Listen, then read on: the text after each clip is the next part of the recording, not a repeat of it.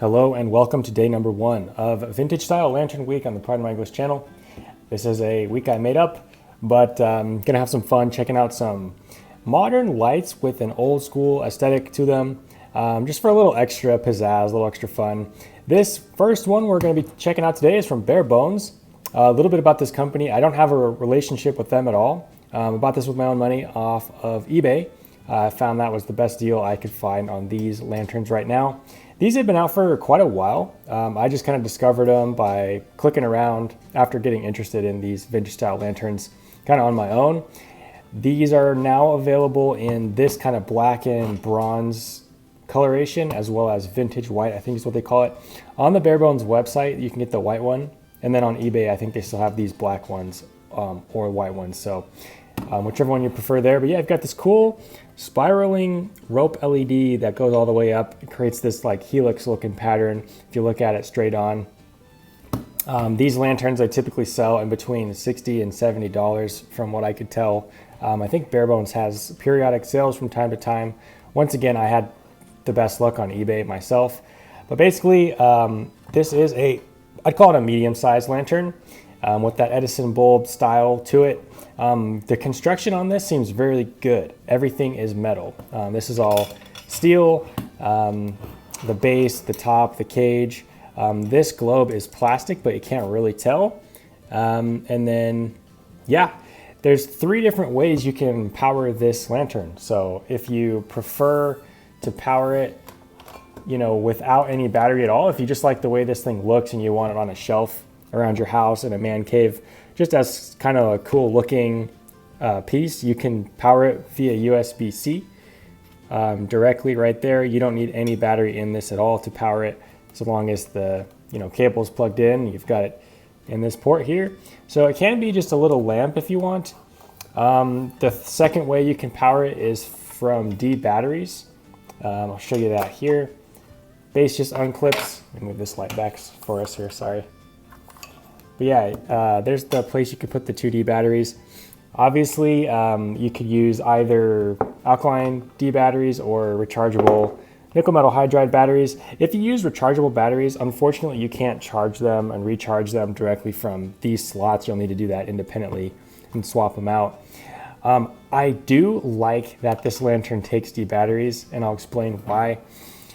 Basically, you can run this thing like on its high setting, just full blast for your needs. And then if you do need to continue illuminating the area, if you have spare batteries with you, you can just pop them out, put it in fresh cells and keep going. Whereas other modern lanterns, like if they have a built-in battery and that runs out, then you're done. That's it. You can't use it again unless you plug it in or recharge it, which could be difficult if you're in a camping type scenario.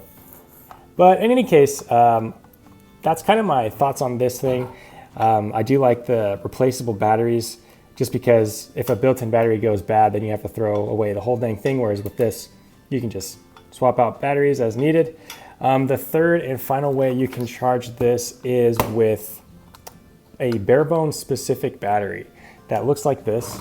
It's just 2 18650 batteries that are kind of heat shrink together. This is a proprietary battery, so I do wish that was different, but that is what this looks like. You can pick this up for Barebones, and basically how you insert this one. See this little cutout, this little channel right here, lets you drop in this battery like so. And their battery, when you use this can be recharged directly from in here. So if you wanted to use this lantern and just recharge it from within, you can do that. Now, one thing I'm going to say, there's 3 things I would change about this lantern, just being straight up honest with you. One is, obviously, I wish the batteries weren't proprietary. I wish you could just drop in any 18650s. That would be better. Second thing, this base here being plastic, the rest of it is very good construction and the materials are good. As long as you hold this, like, there's no rattle to this at all. It's all very well put together. You feel the quality, got some good weight to it. I just worry about drops with this plastic piece here. It does seem to be pretty good plastic, but still, yeah, I wish that was different. Yeah, so the third and final thing I would change about this comes to the UI or user interface. It comes on high first. So click this on and then low. I wish that was flipped. I wish it was low then high. That way you don't have to, blow out your night vision if you just want to get to low first. But, still definitely workable for sure. And yeah, look at that cool helix effect. That's one of the main draws. This rope light LED has a color temperature of 3000K CCT, so it is a nice warm tint.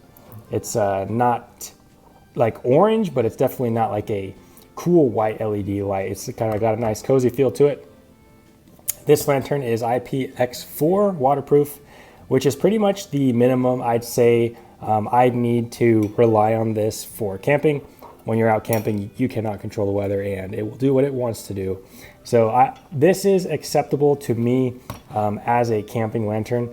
The port cover seems to fit in there pretty well to preserve that watertight seal. And yeah, that's basically it. I would say, can you camp with this? Sure, you can. It's heavy. I would not hike with it, backpack with it. Nope. If you have a vehicle, if you're overlanding, this thing would do well. Camping, yes. Glamping, definitely yes. I think this is a cool piece. Another thing I like about it is when you're not actually using it in that capacity, it just looks cool sitting around. It just has that feel to it. Like I said, this would fit right into a man cave or something like that. Look good on a shelf next to some books or other things you might have laying around. That's kind of why I like it. And then, yeah, if you don't want to keep recharging the battery or swapping D batteries in and out, you can just power it with a USB-C cord, use it as a lamp on a bedside table, whatever else. I think that's cool. I like the 3 different ways to power this. One thing I'm going to say though, and I guess this could be counted as a fourth thing I'd change, especially for the price. Like I said, $60 to $70 is what I was seeing. I would love to have seen the Barebones battery included with this lantern. It is not as it stands, and so you need to pick it up separately. So yeah, a little bit bummed, but all in all, really high quality lantern. Hope this gives you a good look at it. Let's check it out, its illumination outside. Okay, I wanted to show you the illumination from this lantern the best I can. It's not pitch dark out here. It's mostly dark. I find my camera does the best with adjusting like that, but yeah, here's a look at type of light you get, all from that single lantern. This is its high setting. I will drop it to low here. There we go. And this puts out just a nice glow. You can see a dark circle above from the shade, so it cuts light off from the top. So if you wanted to have this on a table, it would, shield your eyes and you'd be able to see what it's illuminating down on the table. And then similarly, as the shade at the top, since the base of this lantern is pretty wide, there's like a darker spot. Actually, I can show you better when it's on high, so we'll do that. But you might be able to see that swinging circle there. So it does cut off light from the top and the bottom, kind of giving you an hourglass, like a sideways hourglass type of beam. But yeah, I mean, cool lantern, plenty of light on high. Definitely could do some stuff, illuminate a larger area. I'd say if you need a ton of light, this would be a good peripheral secondary source, but you could definitely cook with this or have it as a main camp light if it was dark enough for sure. So hopefully that gave you a good look at the practical illumination that this lantern can offer. Officially, it's 60 lumens on low mode, and that can run for 20 plus hours according to Barebones. And the high mode is 180 lumens that can run for 8 hours. Is this a good lantern? I think yes. As long as you don't expect too much from it, it is a good lantern. There are modern lanterns that are brighter and have more runtime, etc. So as long as you don't expect too much from this, it is a good lantern in my opinion. I'd repeat what I said before. I mean, you could definitely camp with this. It's a bit heavy, just keep that in mind. A lot of metal involved, and especially when you got 2 D batteries in there, that weight can definitely add up. But yeah, hope this gave you a good look at the lantern. Later in the week, we're going to be taking a look at its baby, the Edison Mini lantern from Barebones. Really cute little thing. And yeah, I'm getting ahead of myself, but I actually like this one. The user interface a lot better. It comes on low first before high. And if you think this is cool and you think, man, I just want a smaller one, and instead of D batteries, maybe AA's, yeah, they got you covered with this. A lot of different colors available on these as well, which is cool. But tomorrow, we're going to be taking a look at the big brother of this lantern, also from Barebones. This is their railroad lantern. I'm pretty pumped about this one. This one looks awesome as well. Very cool looking, in my opinion. And yeah, got these cool looking filament style LEDs as well in here, dimmable. So yeah, we'll be taking a look at the railroad lantern from Barebones tomorrow. Please do like and subscribe if you're interested in this kind of stuff and would like to support the channel. I greatly appreciate it. Let me know your thoughts in the comments, and I'll see you in the next video. Take care. Bye.